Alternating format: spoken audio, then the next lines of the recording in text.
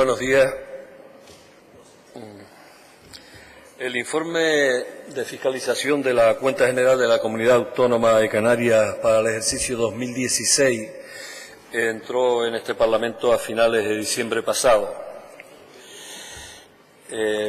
Hago constancia del asunto por a veces los meses que tardamos en que se incluya en el orden del día también.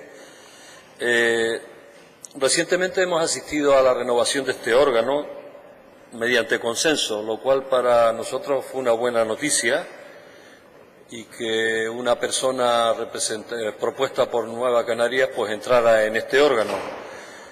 Esto no ha sido habitual en esta legislatura, ¿no? Donde al principio de la legislatura el reparto que se hizo fue distinto y al final yo creo que se ha corregido en algunos aspectos y para nosotros es importante. Hay 6 grupos parlamentarios y no solo los 3 habituales que había en anteriores ocasiones. Por tanto, hemos dado un paso adelante y aunque sea un poco tarde, pues se ha rectificado en algunas cuestiones. Seguramente la mayor pluralidad es síntoma de salud democrática, aunque el modelo que hay a nosotros no nos acaba de satisfacer. Quisiéramos un modelo más técnico, con solvencia y menos con cuotas de partidos o de grupos parlamentarios, pero en fin, es el que hay y hemos aceptado participar en ese proceso.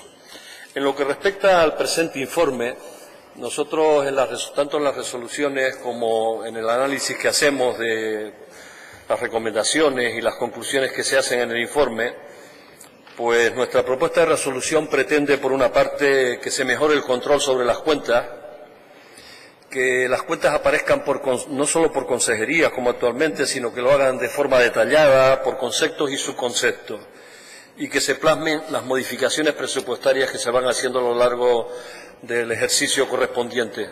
Creo que así ganaríamos mayor transparencia. Por tanto, es una de las propuestas que hacemos en nuestra resolución.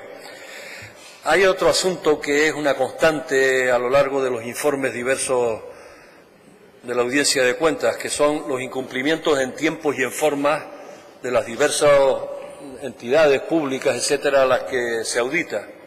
Por tanto, planteamos que es necesario que se avance y se inste a todas las instituciones a que se cumpla la legalidad.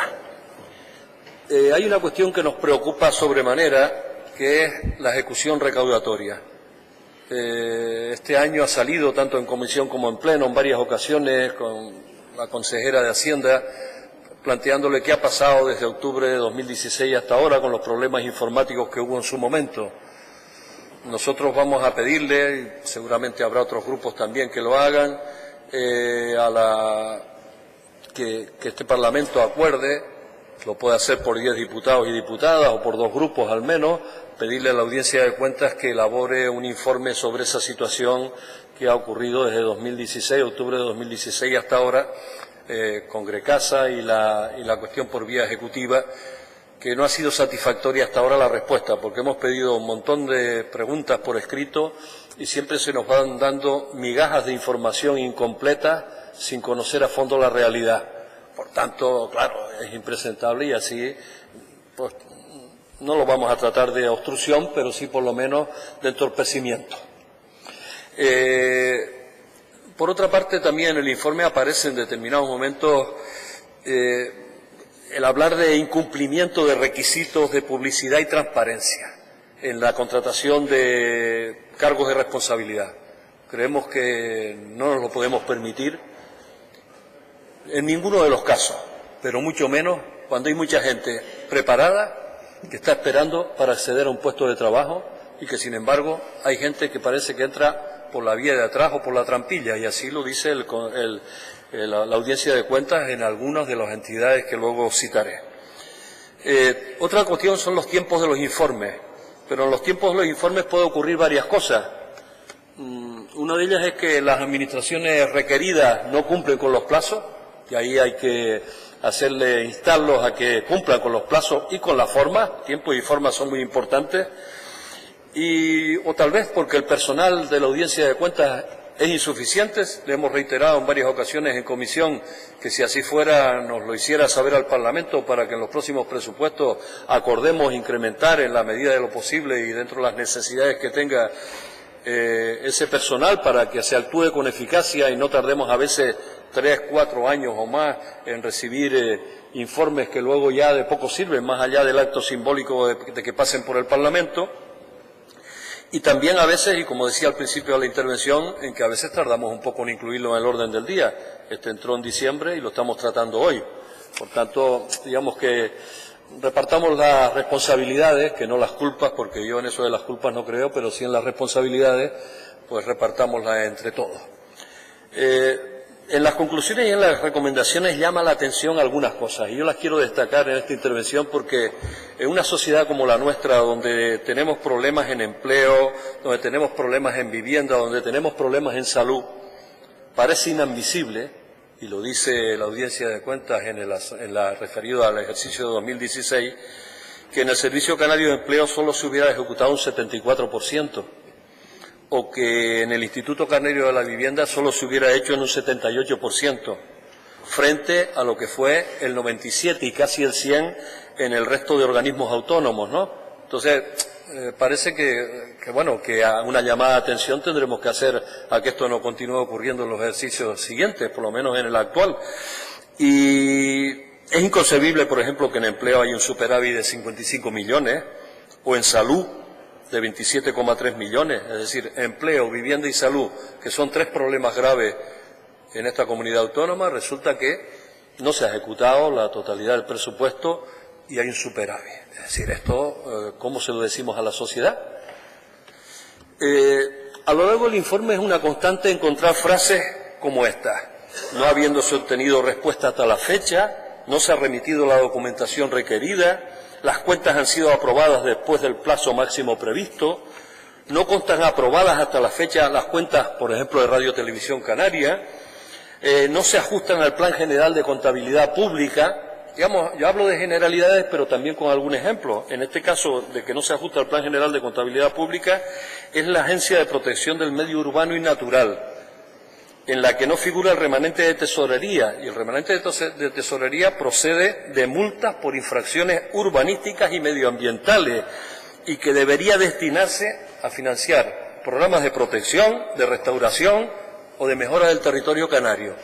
Ayer estábamos hablando mucho de cambio climático y de estas cuestiones, y sin embargo aquí estamos viendo un agujero de poco interés en recaudar lo suficiente para, sobre todo, dedicarlo después a estas cuestiones que planteamos.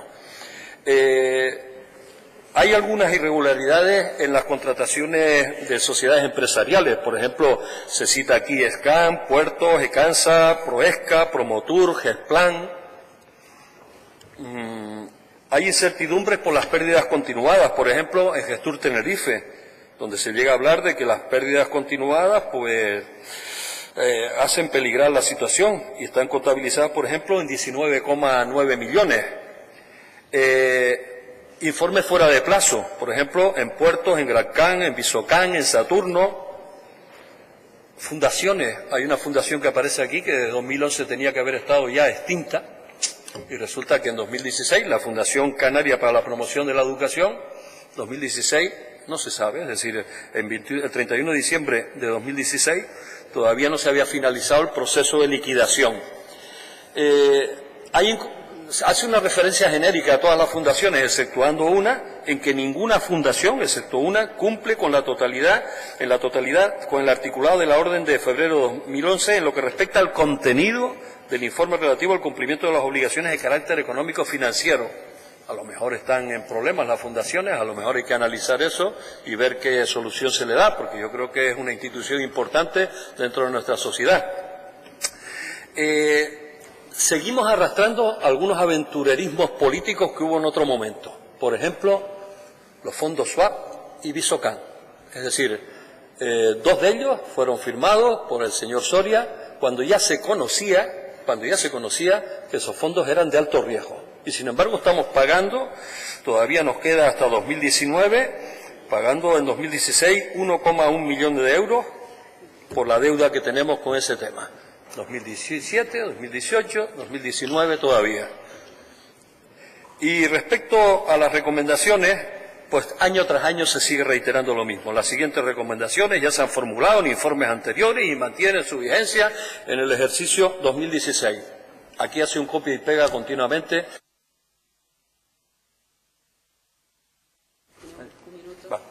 Termino. Por tanto, en síntesis, nosotros lo que planteamos en nuestra resolución es que, y vamos a hacer el voto favorable al informe de cuentas, es que se cumpla la legalidad, que haya transparencia y control, que haya eficiencia recaudatoria, que haya publicidad y concurrencia cuando se hace la cuestión de contratación pública y, en definitiva, que se contrate más personal para la audiencia de cuentas si fuera necesario y que cumplamos los plazos en tiempo y forma a todos. Muchas gracias.